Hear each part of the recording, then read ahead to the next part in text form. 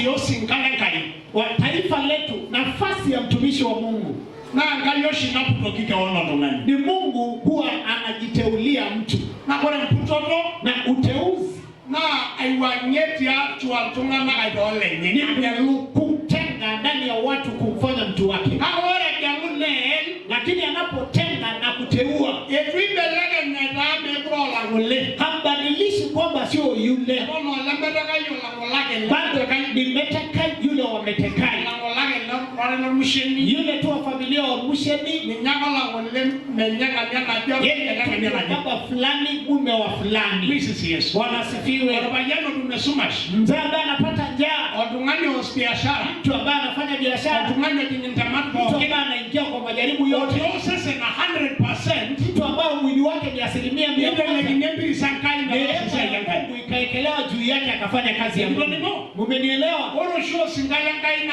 the English man of God. Mtumishi wa Mungu anaitwa mume ama mwanaume wa Mungu. He's 100% man. Yani kesi kwa oltungani yake kawaida kama lanka. Wenganga yengo bisenye na dunia na yuni. Mtu amemfanya ofisi yake ya kumtumikia kwa ile bana. Ngoshi dunia kaya shwe musikale nyaida. Je, Mungu anatumia mtumishi wake kufanya nini? Moja mlikoi kanisa. Ni wapi sakara jelo tuno Yesu Kristo. Ili akapata kuongoza kanisa na kuandaa kwa sababu ya kuja kwa Yesu Kristo. Akajenga watu watumishi wanaomtumikia Mungu. Akawe kinywa ama ulimi ambao Mungu atamtumia kumfikia watu wake. Akaleta mwelekeo kwa watu wa Mungu. Hiyo ndio kazi ya mtumishi wa Mungu kwa watu wake. He represents his solutions. Jambo la pili ni kuwasilisha ama kuwakilisha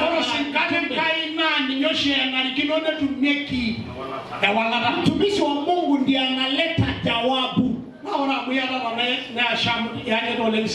Na ni asante kwa sababu kuna watumishi wa Mungu na mwalimu. Leo katika siku ya leo nasema mara tena tuwaheshimu watumishi wa Mungu. Wako kera rasmi chalane nye. Lakini naomba kwa udhaifu wao muheshimu. Wanasifiwe. Unisikize vizuri. Yule mtu ambaye amewekwa kando, yani akiteuliwa, mtu akiteuliwa, kuna mahali anapelekwa kubadilishwa damu na mawazo kwamba isiyo ya kibinadamu. Kage kuto, lakini ameteuliwa. Utamtusi? Kuna yule ambaye anaweza fanya kumtusi. Na aomba sisi.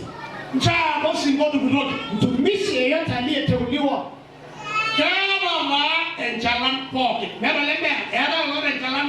wote wako na udhaifu. Mmoja kuna udhaifu wa pesa.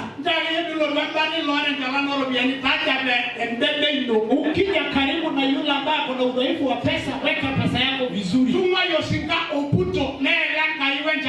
Wacha mtumishi aliyeteuliwa na udhaifu wake.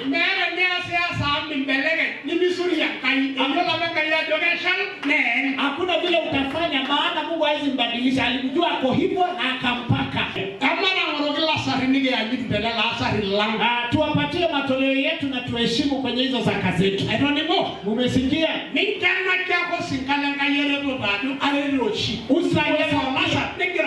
Usimuhesabie mtumishi wa Mungu kwamba kawaida huwa ninamsaidia. Wewe toa zaka na uende. Mrs. Yesu. Wanasifiwe.